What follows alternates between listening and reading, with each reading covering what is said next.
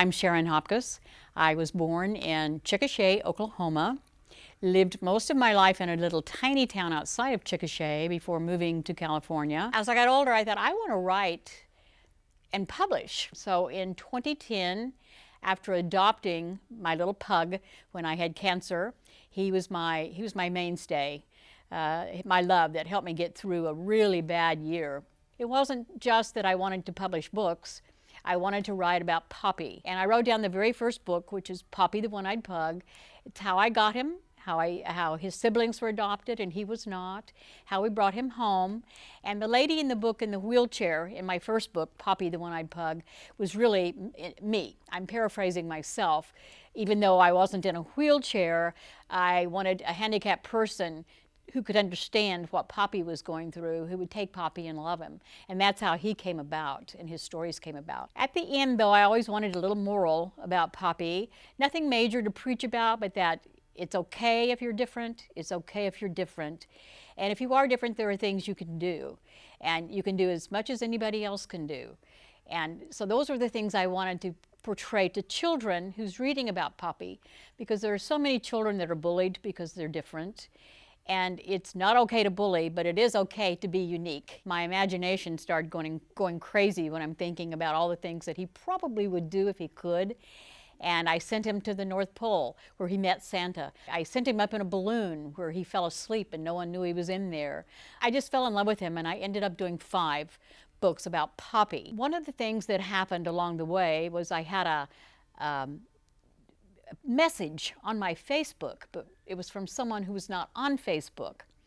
And I opened it up and it was from a lady in Kansas who said, I need to tell you about my three-year-old daughter.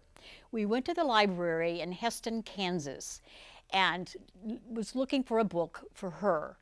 And she saw Poppy the One-Eyed Pug and could not believe it because she just lost her eye about 3 months ago. And when she saw that there was a pug out there who was so beautiful and so gorgeous and so wonderful, I had to get the book from the library and read it to her, and she was ecstatic to learn that there is something out there just like her. I was so moved that I actually cried, and I sent her all my books.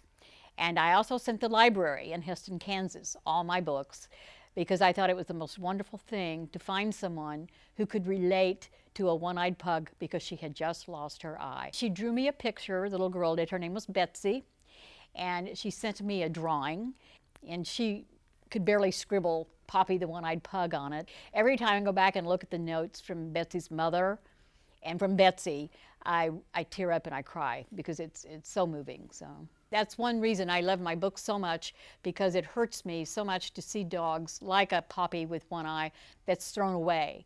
A portion of the proceeds from my books are donated to the ASPCA on a monthly basis. I'm planning to do the books in multiple languages. We're looking at Spanish for one, and then other languages too, because we'd kind of like to take them maybe offshore someplace.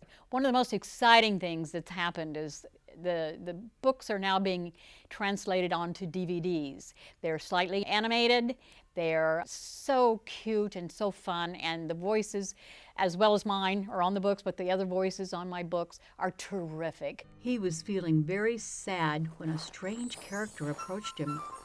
Are you lost, little puppy? Poppy got up and slowly walked into the kitchen. There, out of the corner of his eye, he saw his friend again. Where have you been? All of his brothers and sisters made fun of him because he was always bumping into things from his left side. Poppy promised he would never do that again as he winked his eye.